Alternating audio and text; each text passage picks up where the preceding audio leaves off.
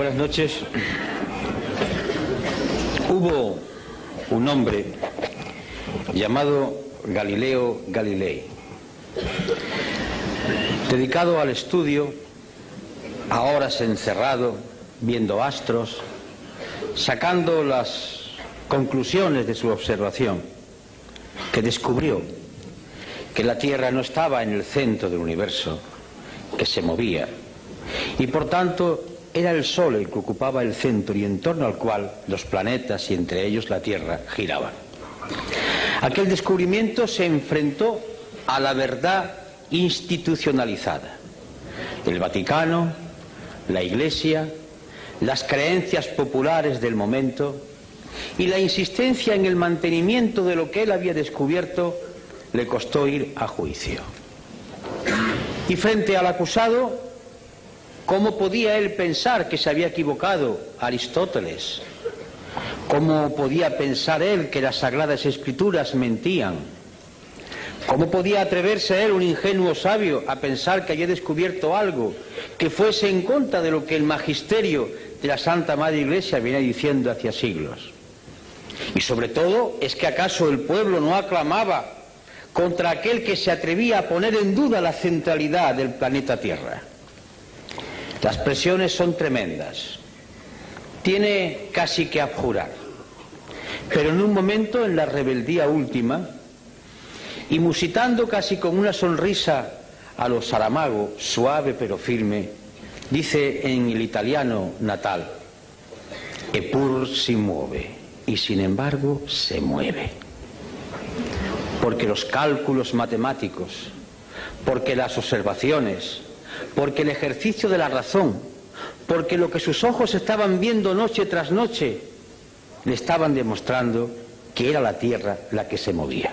Pues bien, estamos hoy en la España de 1999, en la Europa de 1999 y en el mundo, en un momento en el que en otras ocasiones de la historia las sociedades han tenido que escoger un camino u otro, o seguir en la resignación o plantar cara, la rebeldía que acaba de decir Manolo Cañada. La resignación es un producto que, como cualquier droga, duerme a la gente, duerme su conciencia. La resignación es como la morfina, la cocaína o la heroína. La resignación es producto de muchas causas. Yo voy a enumerar unas cuantas. La resignación es hija de ese discurso totalizador, cual si fuese una nueva religión. No hay más verdad que la competitividad. No hay más santos ni más poderes que los mercados. La economía tiene que crecer constantemente, no importa que se contaminen las aguas, que se contaminen los ríos, los mares o los aires. Competitividad, crecimiento sostenido y los mercados. Eso es lo único que importa. Su poder no puede ser contestado. Y además nos demuestra la existencia de las propias sociedades que esto es lo que produce bienestar. Y no importa que las personas de la calle vean que ese bienestar no le ha llegado al hijo o a la hija, que tiene que ir a la empresa de trabajo temporal que le cobra el 40% de la nómina por colocarlo en una empresa. No importa que la persona que todavía tiene una pensión que no llega al salario mínimo interprofesional y está casi a la mitad, 69.000 y pico de pesetas, la mitad de eso, a veces no llega. No importa el paro de aquel que entró en los 45 años. No importa que la mujer, madre y esposa, pero que además tiene que trabajar, no cobra lo mismo, igual que el hombre, haciendo la misma tarea, violando artículos enteros de la Carta Fundacional de las Naciones Unidas y la Declaración Universal de Derechos Humanos y texto de la Constitución Española. No importa, porque le están diciendo que no hay más bien que la competitividad, lo bien que vivimos, lo bien que vamos, los datos, las cifras. No importa que la gente vea o quiera ver en su entorno y a su alrededor hechos que están contradiciendo ese mensaje, porque para que no se vea o porque para sea menos hiriente hay sucedáneos. Ahí tenéis la televisión, fútbol, mucho fútbol, más fútbol que en épocas anteriores de la historia de España. Ahí tenéis concursos degradantes que no alimentan la razón, el estudio, el análisis. Ahí tenéis la vida de los personajes populares que se diseccionan y se abren para que atisbemos como si fuéramos aves carroñeras y, olvidando el entorno que tenemos, entremos en lo que ocurre en sus alcobas. Ahí está toda una literatura de evasión para que la gente no vea y por tanto confunda su existencia real con la existencia que le ponen en las pantallas o en los informativos, para que ocurra como aquello que tantas veces digo de la viejecita que a finales del siglo XIX estaba vendiendo cerillas a la puerta del Palacio de la Ópera de Madrid en un mes de enero a las 2 de la madrugada, aterida de frío y envuelta en una toquilla vendiendo cerillas para poder subsistir, y cuando entraban hombres y mujeres envueltos en armiños, en capas, con lujo y con joyas, decía: qué bien vivimos en Madrid. Un caso de alienación, un caso de suplantación, un caso de drogadicción. La imagen, lo bien que vivimos, las historias de alcoba, las revistas del corazón, las frivolidades que hacen olvidar lo que ocurre diariamente, o si se ve, se eleva a otra categoría, como si no fuese lo real. Resignación, además, porque el discurso oficial, que baja desde muchos sitios, baja desde los poderes públicos, baja desde las sentencias de los tribunales, desde las cátedras, desde las clases de EGB, donde el maestro escuela va inyectando ya unas determinadas ideas, baja desde la televisión y de los medios de comunicación el discurso de que no hay otra salida, esto es lo único posible, y si no, fijaros, estamos mal, pero peor estaban en el muro de Berlín. Y cuando ya se acude a hablar del muro de Berlín es porque no se tienen razones y hay que decir: mira qué mal fueron aquellos, porque es la única justificación. Resignación, porque los pueblos, cuando tienen problemas, no son rebeldes. El que tiene que comer todos los días no puede permitirse el lujo de perder por un acto de rebeldía el puesto de trabajo. La rebeldía siempre ha surgido de aquellos que comían todos los días. De aquí la gran culpabilidad de muchos intelectuales españoles que, comiendo todos los días bien del pesebre o bien de su trabajo, no han sido capaces de decir basta a esta situación de degradación. De ahí una resignación que nace de la evidencia diaria del paro, que es cierto, de ese paro que dicen que se reduce porque la estadística dice que cuando una persona trabaja 2 horas a la semana ya no está parado. Una disminución estadística de los empleos a tiempo parcial, de las horas extraordinarias que se imponen pero que no se cobran, de la angustia si mañana poder trabajar. Eso es resignación. Resignación que cae sobre un pueblo que se da cuenta, además, o no se da cuenta porque no le gusta o no quiere verlo o no dejan verlo, que estamos yendo hacia atrás, que estamos llegando a cotas propias del siglo XIX, que aquella seguridad social para todos, que el tema del subsidio de desempleo va bajando continuamente en contra de la Declaración Universal de los Derechos Humanos o de la propia Constitución. Resignación que surge de la culpabilidad del propio parado. Uno de los éxitos, entre comillas, del sistema americano es conseguir que el pobre, que el miserable se sienta culpable de su situación. Es la filosofía calvinista, hija del protestantismo. Tú eres culpable de tu situación, no has sido capaz de triunfar. Esa es la filosofía de la sociedad americana. Y si no has triunfado es porque tú eres el responsable. Esta sociedad da oportunidades a todo el mundo. Si tú no has podido hacerlo así, tú eres el culpable. Y entonces el oprimido, el pobrecito, el esclavo se echa en la responsabilidad de su situación. Es perfecto el dominio del poder. Un dominio del poder que ya no se basa en la fuerza, en la coacción, en la utilización de la Guardia Civil o del Ejército. Se basa en un dominio mucho más terrible, más duro, el dominio de la mente. Ese opio que cae desde los aparatos de televisor, ese opio que cae desde la sentencia de los tribunales, desde los discursos políticos, que va empapando la mentalidad de la gente y va diciendo calla, calla, calla, porque si no callas puede ser peor. Esa es la resignación que se produce como consecuencia de sentirse separado, que él es el autor de su situación. Y por tanto aquel compañero que ha sido acusado de que cobró una vez indebidamente el seguro de desempleo, ¡ah, miserable, tú eres el culpable! No importa que los ladrones de alto copete sean exhibidos como figuras brillantes a enseñarle a los hijos como ejemplo a seguir, pero el miserable que ha estafado solamente un mes del seguro de desempleo es el culpable de todo lo que está ocurriendo. Eso es resignación. Resignación que surge de los medios de comunicación, y no se me enfaden las cámaras, no va con vosotros, pero va con los que tienen el poder en vuestras empresas, va contra aquellos que optan por decirle al pueblo una parte de la verdad. Resignación que consiste en dar un credo único, decir todos amén a la competitividad, a la moneda única, estamos mejor que nunca, amén, amén, amén. Es el coro como una letanía que va uniformando el pensamiento, que va haciendo seres totalmente iguales, como describía lo que podía ser el futuro Orwell en 1984. Esa resignación, por tanto, es hija de una economía, de un sistema político que confunde muchas cosas. Una información que está haciendo surgir en nuestros universitarios, en nuestros institutos, en nuestras academias, en las escuelas básicas, la cultura del sí o no, propia del ordenador. La vida está llena de colores, de tonos, y por tanto el lenguaje es mucho más vivo cuanto hay más cosas que hay que ser descritas. Sí o no, blanco o negro, derechas o izquierdas. Conteste usted como el ordenador, afirmativo, negativo, afirmativo, negativo. Se busca ya no al ser humano pensante capaz de la reflexión, de la duda o de la inquietud, se busca al esclavo sin pensamiento. Y por eso no se quiere la historia, y por eso se desdeña la memoria, porque los seres humanos somos hijos de la memoria. Yo soy lo que soy porque viví con mis padres, mis recuerdos, mi historia, mis vivencias.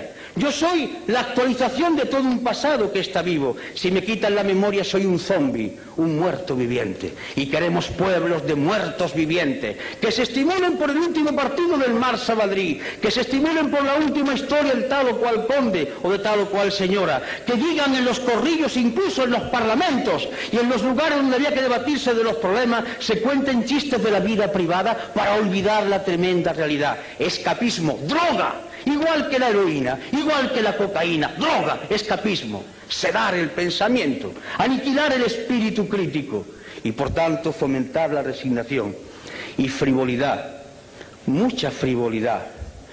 Y por tanto la política entendida como compraventa de votos. No importa, ¿qué es lo que quiere el pueblo? Al pueblo al cual convenientemente se le va a decir lo que quiere a través de determinados medios. Más fútbol, pues más fútbol. Pero es que yo pienso que no, es que tú tienes que decir lo que le gusta al pueblo, al cual yo, mediante medios de comunicación finísimos, le voy diciendo qué es lo que le conviene. Pero yo represento un proyecto, yo quiero explicar un proyecto, yo quiero dirigir a mi pueblo del cual formo parte para decirle el punto de vista de nuestra organización. No, no, no, lo que conviene es que ganes votos. Eso no está bien dicho.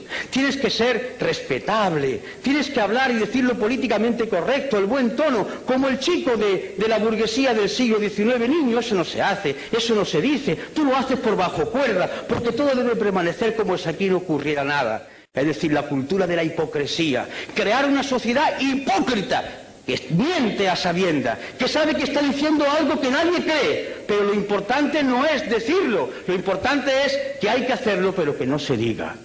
Y ese cáncer va avanzando, degradando, corrompiendo y aniquilando las fuerzas para combatir. Y ese es un camino, sin duda dulce, es la muerte lenta, como se consume un brasero, como van muriendo aquellos que beben la cicuta, muerte que le dieron al gran Sócrates. Va durmiendo paulatinamente todo el organismo y se muere uno con la sonrisa en los labios, pero muere. Y el otro camino es lo que ha dicho Manolo, rebeldía. Pero la rebeldía no es un gesto altisonante, no es un grito, no es un insulto, no es una pedrada, no es una mala contestación, es mucho más profundo. La rebeldía es un grito de la inteligencia y de la voluntad que dice, y lo voy a decir en Román Paladino, no me da la gana de decirle que sí a esta actual situación. ¿Por qué? Porque no quiero. y me niego a decirle que sí, porque entiendo que puede haber otra situación y por tanto yo no asumo esta podredumbre y no participo de ella y lucho contra ella. Y esta actitud es una actitud intelectual. Y cuando digo intelectual no quiero hablar de universitario, de la mente de cualquier ser humano. Es un posicionamiento que nace de la mente y del corazón, del fuego, del querer cambiar. Esta es la rebeldía fundamental. Lo otro son voces, son chillidos, son insultos, son graznidos. Dale caña, circo romano. No, la rebeldía no es ni más ni menos que el posicionamiento con otros valores y la decisión de hacerle frente.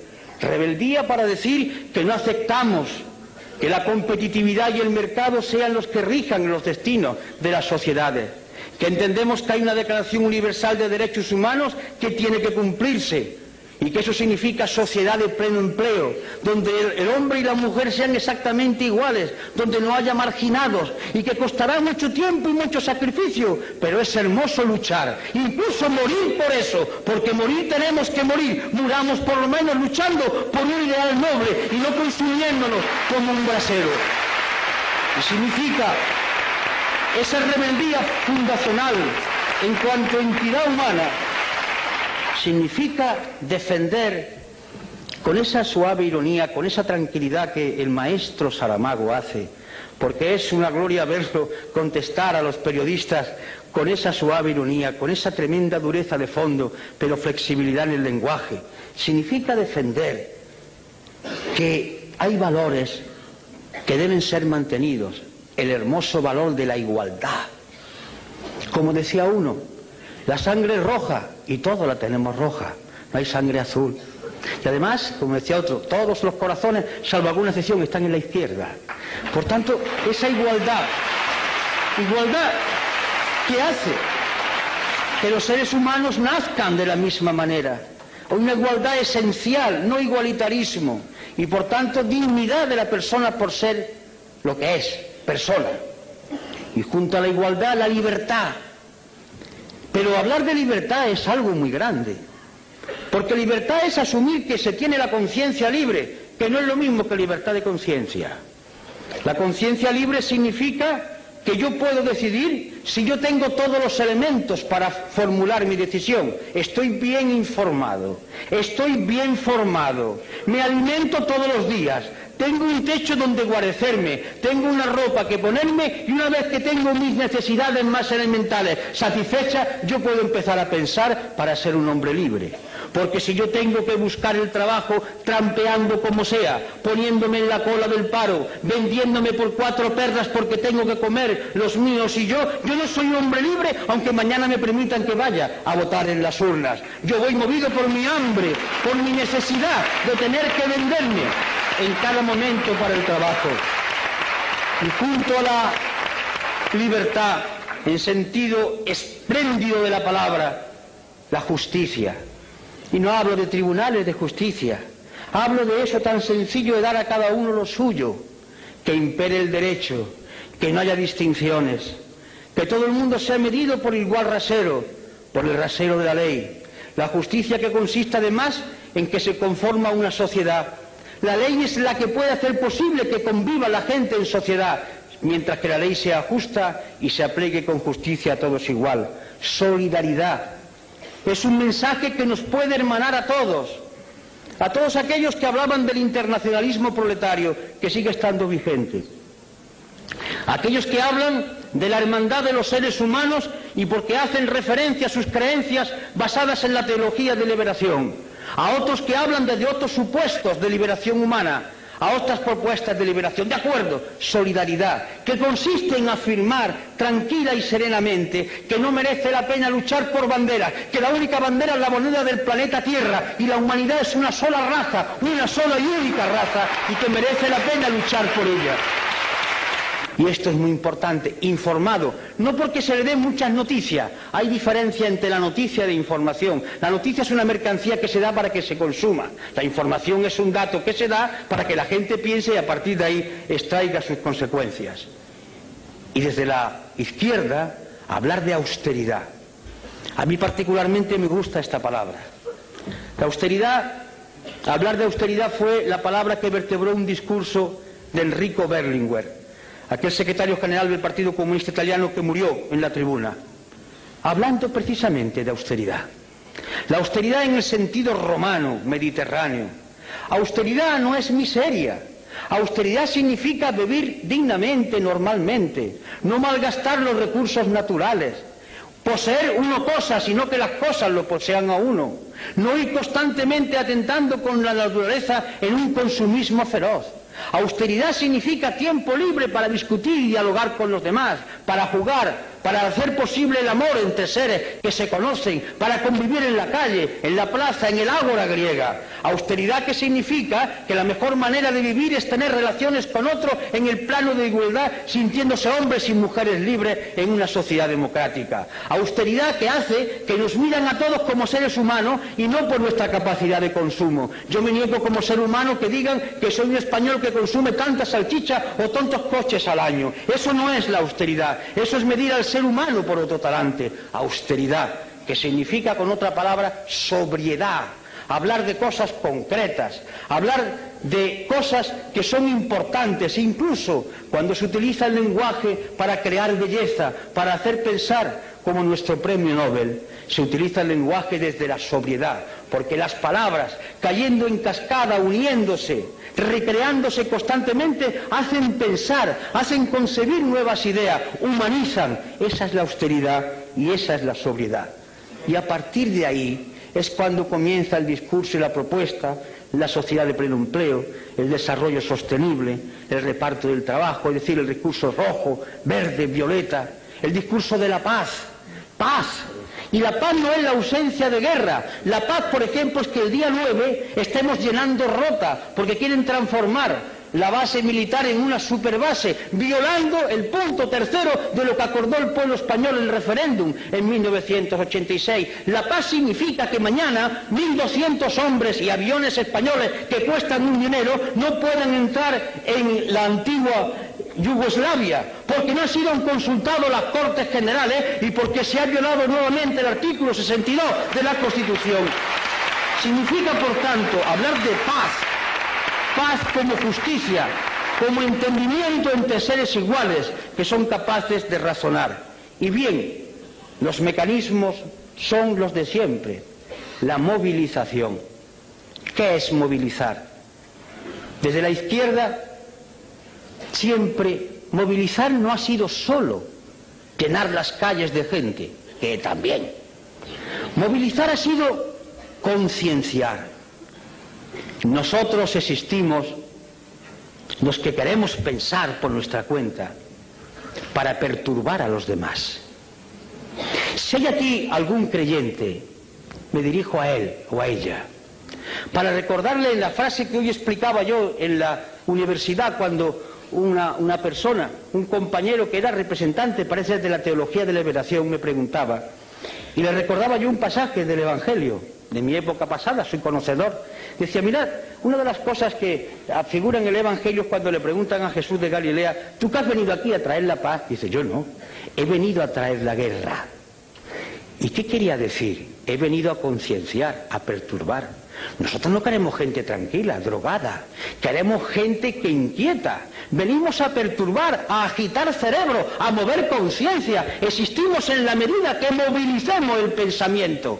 Como decía en aquella iglesia que en el barrio Naranjo de Córdoba, levántate y piensa, es lo más revolucionario que he visto en mi vida, porque la rebeldía empieza aquí, en la cabeza que dice, no sirvo, no me da la gana, no quiero asumir estos valores. Movilización que significa, por tanto, ese esfuerzo por pensar y por hacer pensar. Los grandes revolucionarios de la historia, la característica fundamental fue que hicieron pensar. La revolución la hicieron las gentes, las masas, los colectivos, pero el valor de ellos es el pensamiento que pusieron en marcha, es el concepto de la movilización en torno a lo concreto y con las alianzas de todo el pueblo. Por eso hacemos llamamientos, queremos unidad, pero no para repartirse sillones, para hacer programas de transformación. ¿Qué hacemos en el pueblo? ¿Qué hacemos en la comunidad autónoma? ¿Qué hacemos en España? ¿Qué hacemos en Europa? Alianzas. Alianzas entre gentes que coinciden básicamente, parece ser, por lo menos teóricamente, en que quiere cambiar el mundo. Pongámonos de acuerdo que podemos cambiar ahora, pero cambiar un sillón por otro, eso ya no es correcto, eso lo hacen los otros, desde tiempo inmemorial. Y por último, la cultura. La palabra cultura viene de cultivo, cultivarse, hacerse ser humano cada día más.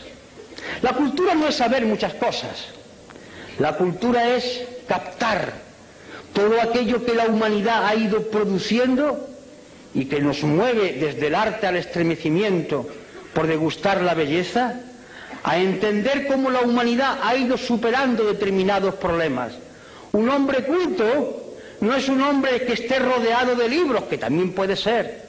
Un hombre culto es un hombre que mira al mundo con mirada independiente y libre. Un hombre culto puede ser un campesino de nuestras tierras, cuando revina, palabra que utilizan en mi tierra, está pensando, pero sabe calcular las cosas, piensa como quiere, es un hombre que tiene un tipo de cultura. Y ese hombre que a lo mejor no sabe leer, le puede dar la mano a otro culto de la universidad, que sabe más cosas, pero está en la onda de la cultura, porque ambos confluyen desde su sentido de hombres libres con capacidad para pensar. Y en fin, en el acto de hoy, donde ahora va a tomar la palabra el maestro Saramago, y dicho con todo cariño, en el sentido de ejercicio de sencillez y de hondura, la voz de Izquierda Unida esta noche no ha hablado de programas, ni Manolo ni yo. Hemos hablado, y os lo confieso, de lo que nos mueve a nosotros, a él, a mí, a José y a los demás compañeros y compañeras. No sé lo que ocurrirá en los próximos meses o en los próximos años, pero la decisión de mantener este discurso es firme por nuestra parte. La vamos a seguir manteniendo, no lo pensamos cambiar.